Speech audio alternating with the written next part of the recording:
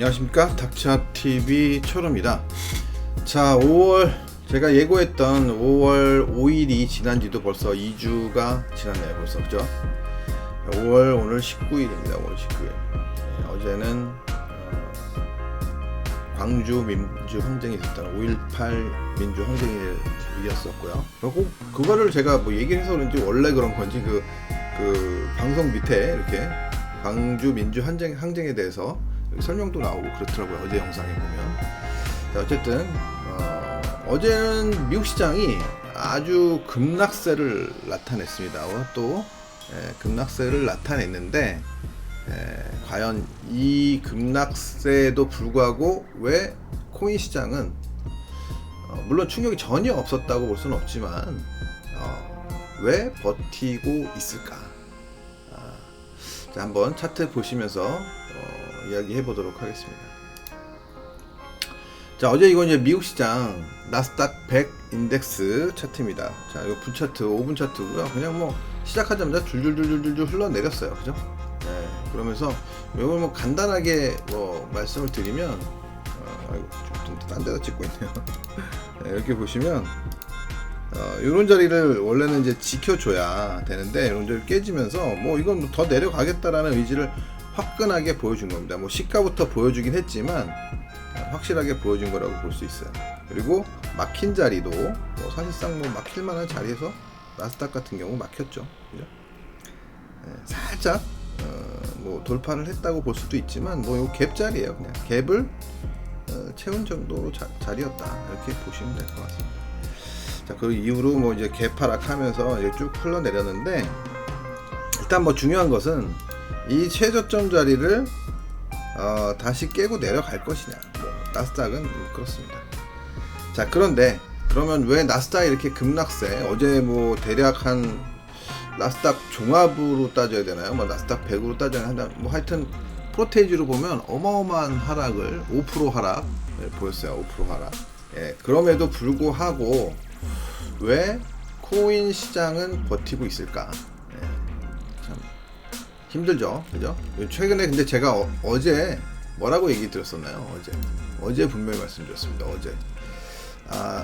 어제 제가 말씀드린 거는 시장은 코인 시장하고 이 해외 시장하고 굉장히 연동돼서 움직여 왔는데, 아이고 이거 왜 이러죠? 네. 연동돼서 움직여 왔었는데 이제는 좀 그 연동이 좀 없어질 수 있다. 그래서 아마도 아이고 자꾸 이상하네. 이게 원래 볼륨으로 가는 건데 갑자기 하여튼 이제는 아마도 그 연동이 사라질 수 있다. 그래서 이미 어제부터 뭔가 그 좀 매매를 이렇게 나스닥 차트를 보면서 이 코인을 보는 그런 매매하는 그런 추종 따라 그 내비게이터라고 하나요? 하여튼 그렇게 하면서 매매를 해오신 분들이 많았을 텐데, 어제부터 뭔가 좀 이제 확연하게 달라지는 모습이 나타났다고 말씀을 드렸었습니다. 어제 미국 시장은 좀 강하게 반등을 줬었잖아요. 그럼에도 불구하고 코인 시장은 별다른 반응을 보이지 못했죠. 자, 오늘 역으로 급락세를 보였는데 코인 시장은 또 그렇게 큰 반응을 보이지 않고 있습니다. 자, 이유는 저도 몰라요. 이유는 모릅니다. 자, 이유는 모르지만 일단 저는 어쨌든 그걸 감지는 했다, 이미. 그리고 그 가능성을 이미 이제 생각을 했었던 게, 저는 그래서 이제 뭐 나스닥 시장을 연계해서 사실 시장을 뭐 그걸 따라서 한다거나 뭐 그러지 않습니다. 그렇게 연관지어서 분석을 하지도 않고요, 전혀. 그래서 제가 지난번 FOMC하고 뭐 계산해서 FOMC를 감안해서 이 폭락세를 얘기했던 거냐라고 물으셨던 분들이 계셨는데 뭐 전혀 아니었다고 제가 말씀드렸던 이유가 그겁니다. 지금 힘의 균형이 비트코인 같은 경우 또 무너질 수도 있지만 지금은 이제 그렇게 무너질 수 있는 힘의 구조가 아니었다라고 말씀을 드릴 수 있어요. 그래서 지금 현재 보시면 이건 좀 5분 차트니까 좀 다시 이렇게 돌아가서 보시면, 자, 박스권을 아주 잘 지키고 있죠. 이 박스권을 굉장히 잘 지키고 있습니다. 박스권을. 그래서 안 바뀌냐? 이 박스권을 잘 지키고 있기 때문에 박스권 내에서 제가 왜 좀 더 지속될 수 있다라는 말씀을 드렸던 것처럼 이 박스권의 지속 가능성은 여전히 남아 있기는 하다. 다만 이제는 이 반등이 만약에 요 단기 추세를 깨고 내려왔기 때문에 이 반등이 여기를 못 넘어설 경우에는, 이 자리를 못 넘어설 경우에는 이 위로까지 진입을 못하고 이렇게 올라갔다가 꺾이면서 충격이 발생할 수 있다. 그러니까 마지막 제가 이 저점에 대한 어떤 확인 작업, 이 저점이 진짜 저점이야? 라는 어떤 그 확인 작업이 필요하다. 물론 이제 없을 수도 있긴 해요. 이게 없을 수도 있긴 한데, 보통은 이제 일반적으로 이렇게 저점이 나오면 적어도 이 저점이 확실한 저점이야 라는 걸 확인시켜주는 어떤 그런 이제 하락이 한 번은 나오거든요. 이 저점을 하회하지 않는.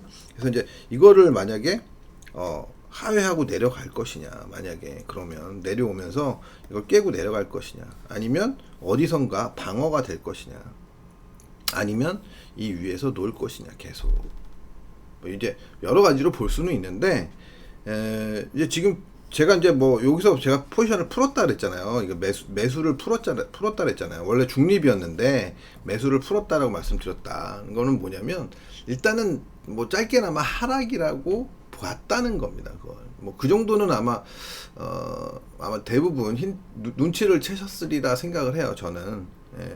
그래서 어찌됐든 제가 생각하는 건 뭐냐면, 일단 제가 포지션을 풀고 매도만 유지시키고 있어요. 지금 현재로 매도 유지시키고 있는데, 청산을 할 것이냐, 아직은 청산하기는 조금 이르다는 판단이고, 그렇다고 해서 이렇게 강력하게 내려갈 것이라는 확신은 없습니다. 확신은 없고, 여기가 잘 지켜질 가능성도 배제할 수는 없어요. 지금 현재로 보면. 그래서 이제 이런 부분들은 상황에 따라 달라질 수 있고, 왜냐하면 바닥권에서 나오는 패턴, 물론 여기가 바닥이다라고 얘기하고 이제 가정하고 얘기한다면 바닥권에서 나오는 패턴들이 있는데, 그 패턴들은 우리가 이제 개인들이 생각했을 때 좀 많이 헷갈리는 그런 패턴이 일반적으로 발생을 하는데요. 그러니까 왜냐하면 여러 가지 패턴들을 과연 얘가 어떻게 할 것인지 어떻게 알 것이냐, 그건 제가 얼마 전부터 얘기 드렸지만 개인들의 심리에 따라서 다르다. 지금 개인들이 만약에 아래쪽을 계속 보고 이제는 뭐 더 이상 투자하는 거에 대해서, 제가 어제 제목에다가 그 뭐라고 했었나요? 그 개인들이 많이 떠나고 있다. 자이든 타이든 많이 떠나고 있다.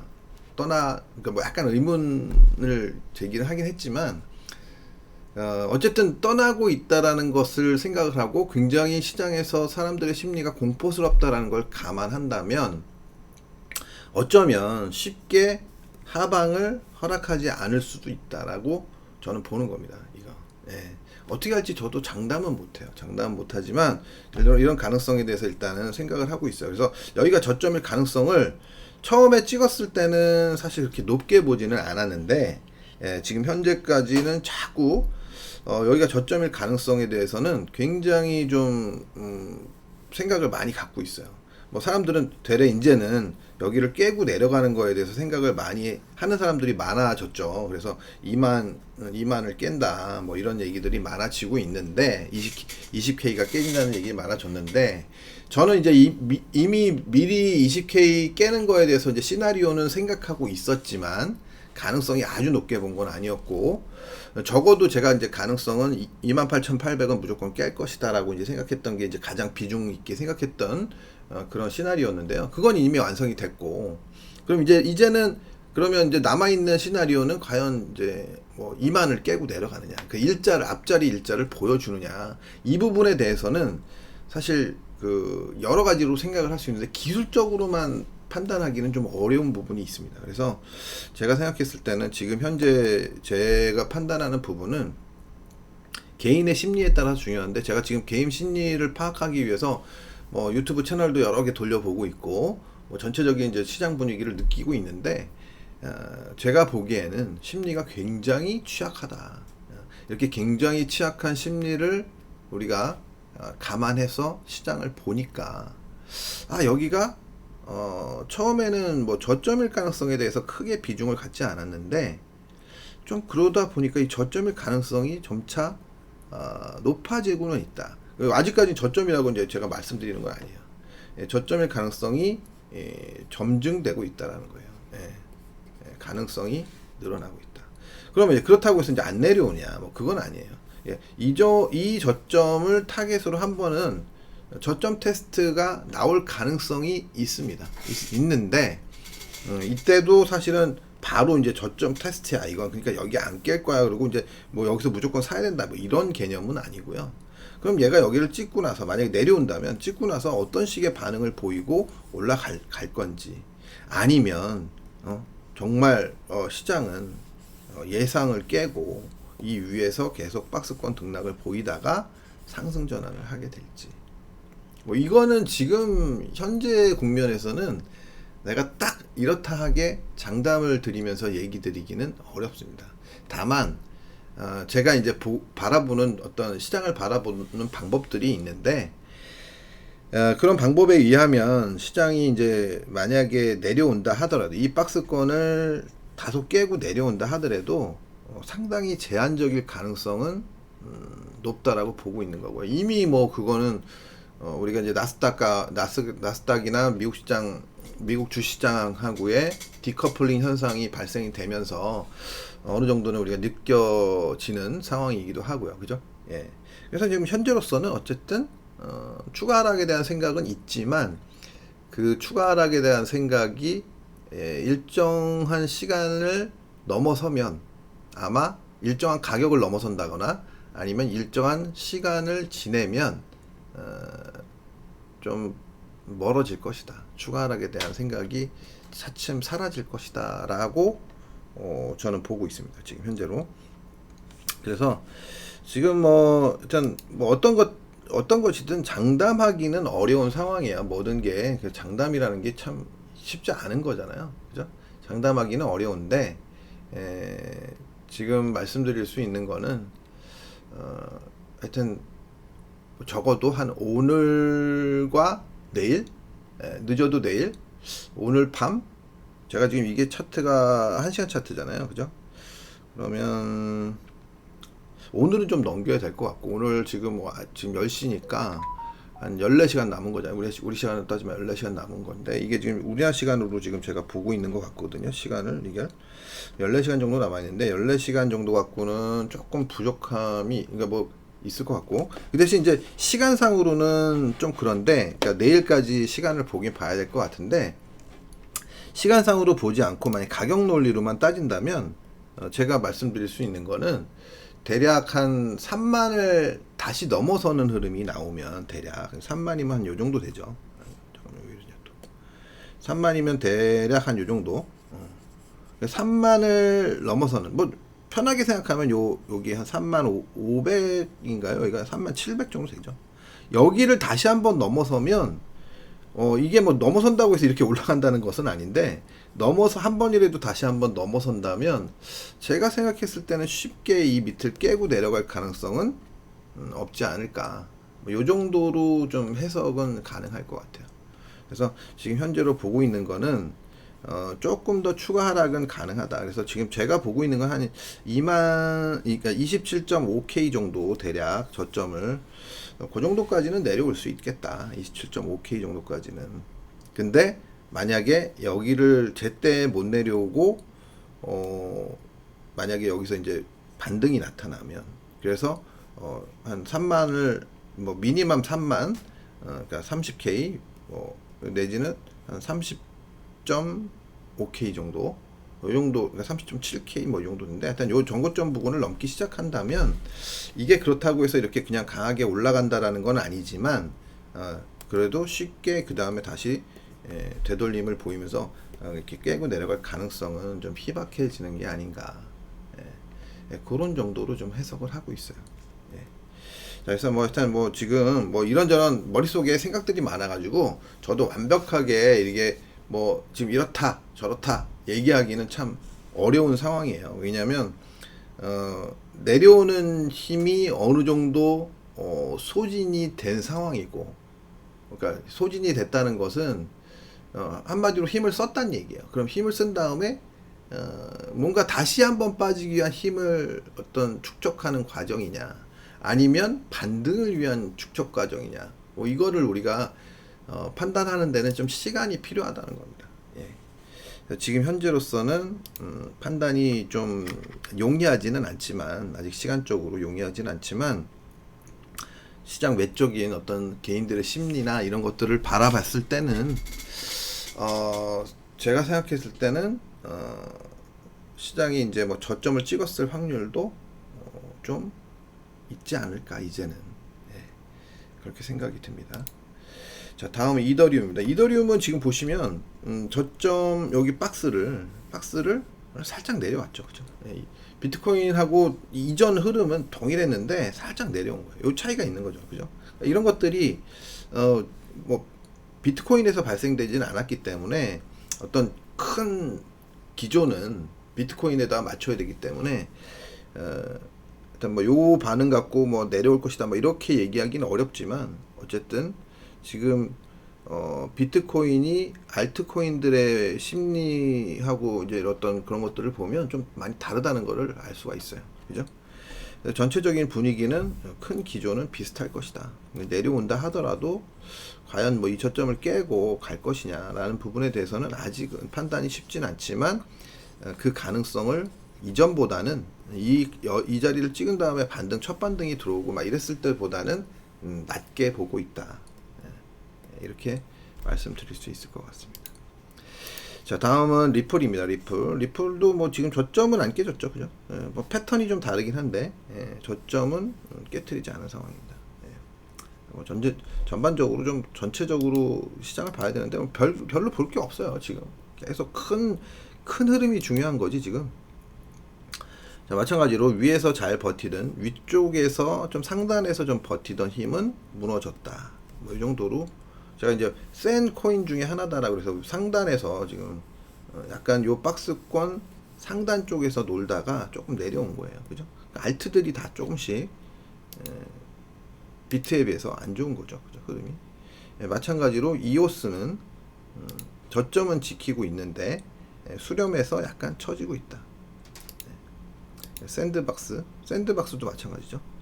어제 말씀드렸던 어떤 수렴 추세에서 아래쪽으로 지금 무너진 상황이에요. 저점도 살짝 깨졌고, 그죠? 자, 그런 상황이고, 에이다도 마찬가지죠. 그리고 상단에서 조금 버텼었는데, 무너져 내려온 저점은 아직 안 깼고, 그죠? 예. 솔라나랑 비슷하죠. 예. 그리고 매틱. 매틱도 마찬가지입니다. 이렇게 약간 우상향하는 어떤 흐름을 보이다가 지금 무너지면서 박스권 하단까지 진입한 상황이에요. 자, 그리고 폴카닷은 쳐져 내려왔네요, 그죠?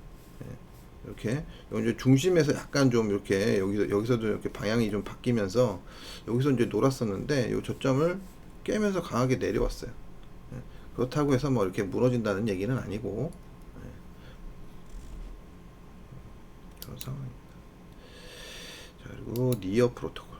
제가 니어 프로토콜은 이제 중요한 자리에 들어섰죠. 이 추세를 제가 깨느냐 안 깨느냐 굉장히 중요하다, 향후의 흐름에. 근데 이 추세에 지금 거의 근접하고 있는 상황입니다, 그죠? 이렇게 깨지면서 각도가 지금.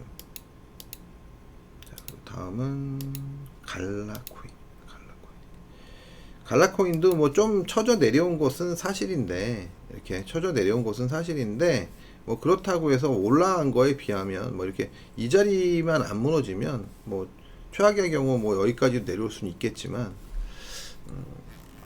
저점은 찍었을 가능성이 굉장히 높지 않겠나, 뭐 이렇게 보는 거예요.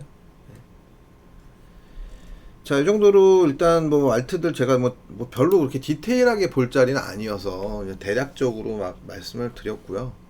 드렸었고, 토탈 차트를 한번 보겠습니다. 토탈 차트. 토탈. 자, 이게 보시면 토탈 차트, 비트코인, 뭐 알트 포함된 차트죠, 그죠? 전저점을 뭐 살짝 건드리는 정도다. 예. 박스권에서 지금 별다른 큰 움직임은 아니다. 미국 시장이나 뭐 이런 데에 비해서 잘 버티고 있다. 그만큼 충격이 많이 컸었단 얘기예요. 자, 그러면 알트를 제외한 애들을 보면 이거 이제 그 이더리움까지만 이제 들어있는 거죠, 그죠? 여기 전고점 저항을 받고 그 다음에 이렇게 살짝 수렴을 보이는 듯 하다가 여기도 이제 지켜졌었죠, 전저점. 그다음 이제 막판에 깬 거고 지금 현재로 전저점을 살짝 하회한 정도. 뭐 그 토탈 2나 토탈 1이나 별 차이가 없어요, 그죠? 자, 토탈 3입니다. 자, 토탈 3도 마찬가지죠. 지금 현재로 보면 뭐 그냥 뭐 다들 비슷하죠. 다들 비슷해요. 다만 이 저점을 토탈 3는 지켜내고 있다. 그러니까 토탈 2는 왜 저점을 살짝 하회했냐면 이더리움 때문에 그런 것 같고요. 네. 토탈 3는 지금 전저점은 잘 지키고 있다. 그럼 이제 여기서 이렇게 반등을 줄 것이냐, 아니면 여기서 이렇게 하다가 한번 충격을 줄 것이냐, 뭐 이런 정도로 보시면 된다는 거예요. 전반적으로 어찌됐든 제가 보는 시각은 우리가 이제 시장에서 확인을 하기는 아직은 어려운 개인들의 심리는 이미 완전히 땅에 떨어진 상태이기 때문에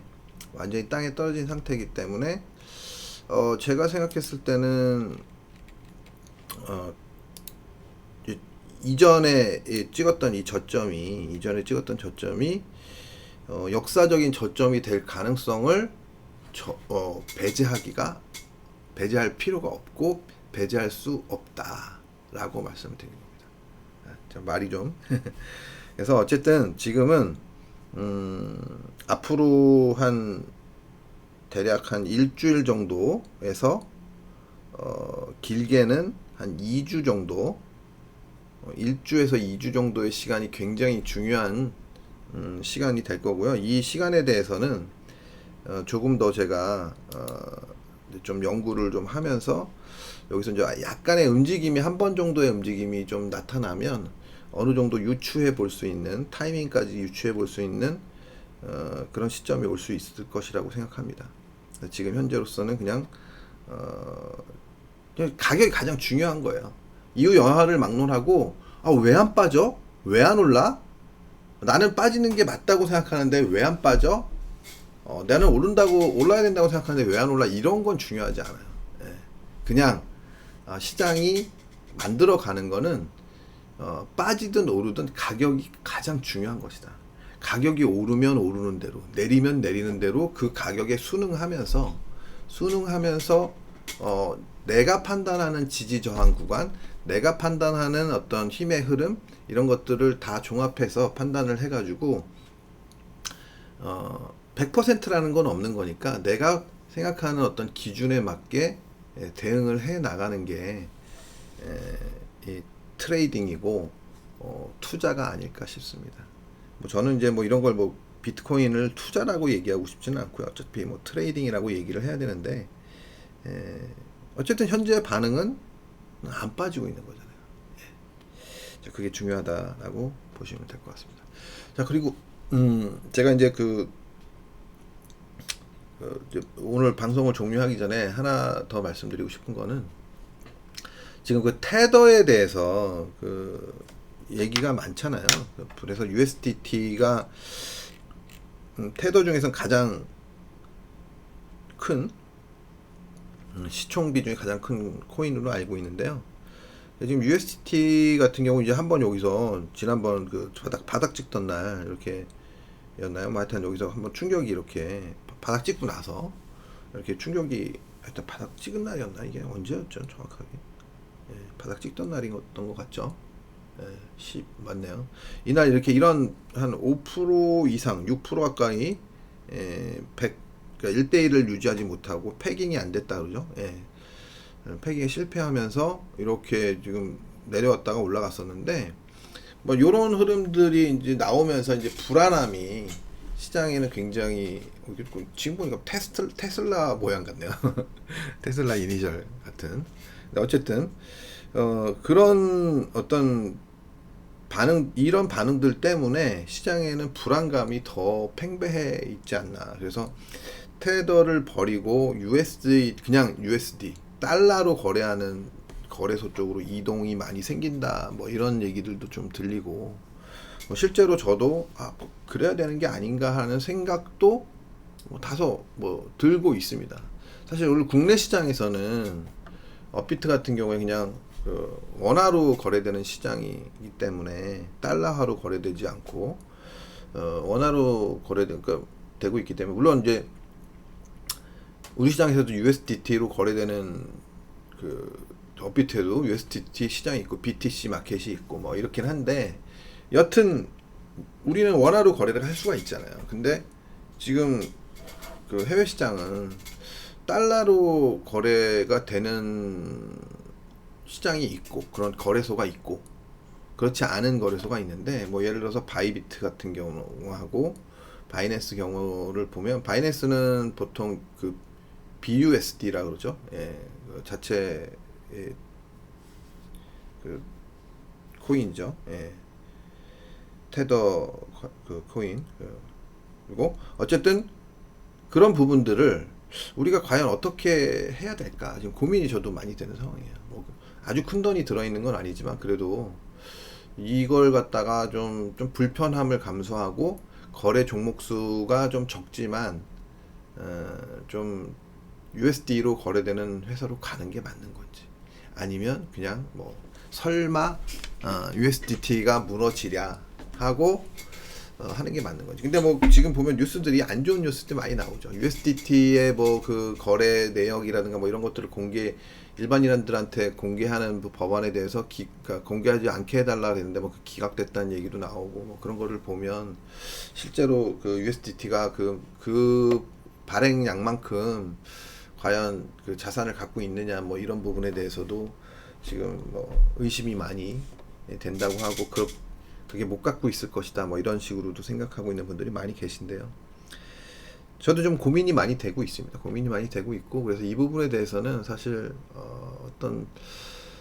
정말 올바른 판단을 내리기가 좀 쉽지는 않은 것 같긴 합니다만, 워낙 큰 시장이기 때문에 만약에 진짜 이게 무너진다면 코인에 대한 어떤 코인 자체에 대한 신뢰도가 아주 완벽하게 무너질 거라고 생각을 해요. 거의 회생 불가능할 가능성도 배제할 수는 없다. 만약에 이 USDT 테더까지 무너진다면 그래서 과연 뭐 굳이 옮길 필요가 있을까라는 생각도 사실 조금은 드는데 참 답답한 마음입니다. 그래서 지금 USDT 말고 USD로 거래하는 시장이 지금 뭐 FTX라는 회사인가요? 뭐 하여튼 그런 회사가 있다고 하는데, 거기로 지금 옮겨가야 되나 지금 고민을 많이 하고 있습니다. 뭐 저는 나이가 들다 보니까 막 이렇게 막 뭐 옮겨서 막 하는 게 이게 좀 막 굉장히, 제가 또 영어가 약합니다. 그래서 막 복잡하고 막 그런 게 있어서 일단 고민이 되고 있습니다. 그래서 지금 뭐 하여튼 어쨌든 옮길 마음을 안 갖고 있는 건 아니에요. 그래서 될 수 있으면 옮겨서 한번 해볼까. 그러려면 이제 포지션을 어쨌든 풀어야 되니까 그런 부분에 대해서 좀 생각을 하고 있고. 자, 어쨌든 일단 고민이 많이 되니까 여러분들도 많이 스스로 한번 그 부분에 대해서는 고민을 해보시기 바랍니다. 자, 여기 지금 바이비트를 거래를 계속 하고 있었는데, 저는 뭐 여기 뭐 그냥 뭐 아무 생각 없이 들어왔어요. 바이낸스도 있는데 그냥 바이비트가 뭐 하여튼 그때 한참 막 뭘 하고 있고 그래가지고 그냥 들어왔는데, 뭐 여튼 지금 현재로서는 이 부분에 대해서는 생각이 아직 정리되지는 않았다, 이렇게 말씀드리면서 자, 많은 고민을 해보고 있다 정도로 결론이 나고 있습니다. 지금 현재로서는 결론은 아닌데 정리가 되고 있습니다. 될 수 있으면 한번 옮겨볼까도 생각하고 있는데, 그쪽 시스템이 어떤지 또 적응한다는 게 또 모든 게 똑같지 않으니까 어려우니까요. 그래서 그런 부분들 또 일단 기존에 쓰던 거에서 자꾸 뭔가 변화한다는 게 나이가 들면서 들릴수록 좀 쉽지가 않더라고요. 자, 어쨌든 그래서 오늘은 이 부분에 대해서 좀 심각하게 고민을 많이 해보려고 해요. 오늘 방송은 이 정도로 마치도록 하겠습니다. 그래서 미국 시장이 오늘 좀 급반등을 줄 수 있을지, 또 뭐 그거에 따라서 반응이 코인 시장은 또 어떻게 일어날지, 너무 이제 연동돼서 커플링돼서 생각하지 마셔라, 이런 정도 말씀드리면서 오늘 방송은 여기서 마치도록 하겠습니다. 감사합니다.